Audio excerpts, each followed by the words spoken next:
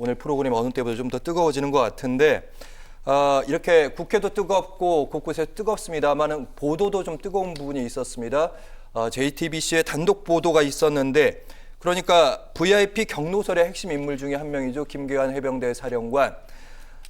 그러니까 박정훈 대령에게 VIP 경로설을 전했다는 의혹을 받고 있는 당사자인데 국회에서 질문이 좀 나왔습니다. 그 전에 8월 달에. 그러니까 혹시 이런 사건과 관련해서 경찰 이첩과 관련해서 용산 대통령실 안보실과 전화 통화했느냐? 처음에는 안 했다고 했다가 한 번 했다 이렇게 얘기를 했었는데 관련 보도를 보니까 7월 30일부터 8월 2일까지 124차례 대통령실부터 시작해서 국방부까지 해서 곳곳에서 통화가 있었다는 보도가 나왔습니다. 최현우 평론가도 이 보도 보셨나요? 예, 봤습니다. 네. 명백하게 김계현 사령관이 국회에서 위증을 한 것이고요. 이 사실이 맞다라고 한다면.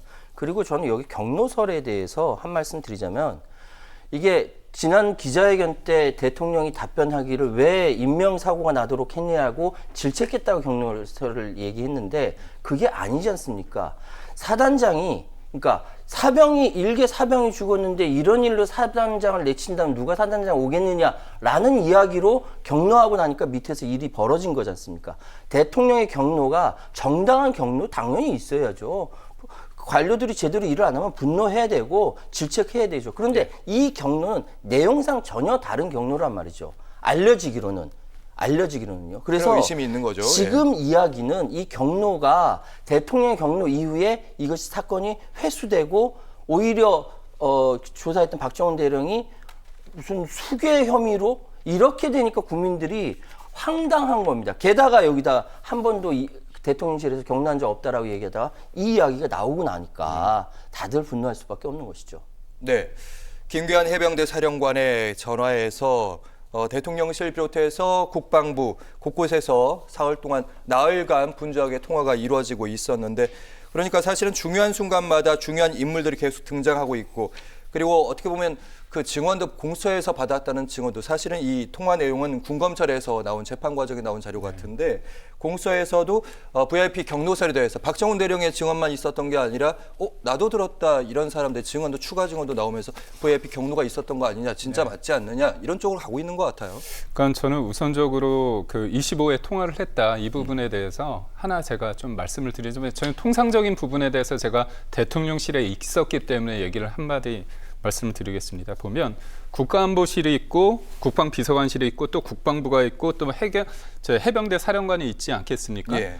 위계 질서상 무슨 일이 있으면 그거에 대해서 물어볼 수 있는 어떻게 보면 권한이 있고요. 그렇게 물음에 대해서 답변을 해야 되는 건 맞습니다. 근데 중요한 거는 통화를 많이 했다는 게 문제가 아니라 그 통화 내용이 진실을 가는 데 있어서 뭔가 감추고 외압을 받게 하는 행위냐 그 내용이 좀 중요한데요. 사실 경로설이 부각된 다음에 그 이후에 통화를 했다 안 했다를 가지고 안 했다 한 번 했다 얘기했다가 지금 많이 했기 때문에 이게 이 부분이 말한 진실 이게 무너진 거죠. 소위 말했기 그렇기 때문에 어떻게 보면 이분이 처음에 명확하게 나는 통화를 했다.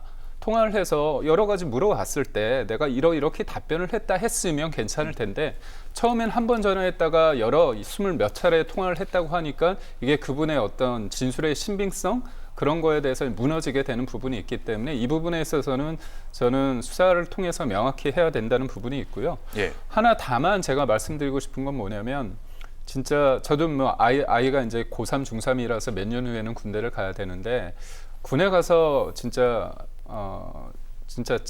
아이가 그렇게 됐으면 되게 황망하고 국군 통수권자로서 얼마나 마음이 아플까 그것까지 부인하기는 싫습니다. 그리고 대통령 또한 기자회견에서 그런 얘기를 했죠. 유감 표명하고 안타까움을 표했는데 그 이후에 이 사실에 그러니까 책임을 지우고 진실을 규명하는 데 있어서 여기에서 보면 혐의점을 8명을 하지 않았습니까? 그렇다면 그 8명에 대해서 어떻게 보면 경중이 있고 어떻게 보면 또 그 사람이 그 위치에 있기 때문에 책임을 지우는 경우도 있을 텐데 8명이라는 숫자는 처음에 이게 알려지고 나서도 여러 가지 문제가 좀 있었습니다. 8명씩이나 이렇게 해야 되는 부분이 있을까? 실질적으로 이 사람이 업무상 과실치사에 임하게 되는 데 있어서 어떤 구체적인 지시를 했으며 뭐 예를 들면 물속에 들어가라고 했는지, 그 다음에 이게 급하기 때문에 안전 조치를 안 한 상태에서 하게 됐는지 하나하나 좀 따져볼 필요가 있는데 예. 대통령은 국군 통수권자이면서 또 법률가이지 않습니까? 그러다 보니까 제가 볼 때는 이런 사안이 됐을 때 경로가 아니라 의견 제시를 할 수도 있고요. 그다음에 구체적으로 지시를 뭐 했는지는 아직까지는 모릅니다. 그렇기 때문에 이거를 경로를 대통령이 구체적으로 지시를 해서 이거를 진실을 은폐하게끔 했다, 수사의 외압으로 했다는 아직까지는 거기까지는 가기는 좀 먼 것 같고요. 저는 공수처 수사를 좀 봐야 된다고 봅니다. 아니, 그러니까 지금 상황이 대통령의 경로가 있은 이후에 박정훈 대령이 항명 수괴 혐의가 됐고 국방부에서 경찰로 그러니까 수사단에서 경찰로 넘긴 것이 이첩된 것이 회수가 됐고 이후에 이종섭 장관이 호주 대사로 도피됐다라는 의혹이 있고 무슨 까마귀 날자 배가 계속 이렇게 떨어집니까? 그래서 사람들이 이건 문제가 있다라고 합리적으로 추정하는 것이고요. 무조건 누가 무슨 얘기를 했기 때문에 의심하는 건 아니라고 생각하고 우리 국민도 그렇게 무지몽매하다고 생각하지 않아요. 저도 지금 우리 아들은 신체 검사를 받은 상태이기 때문에 저도 굉장히 걱정인데 얼마 전에도 수류탄 사고 있었죠. 예. 이번에 군장 메고 사망한 사건도 있고요. 왜 이 상황에서 계속 이런 군내 아들을 자식을 보낸 부모들이 이렇게 가슴을 아파해야 되는 시대가 됐는지 저는 알다가도 모르겠어요.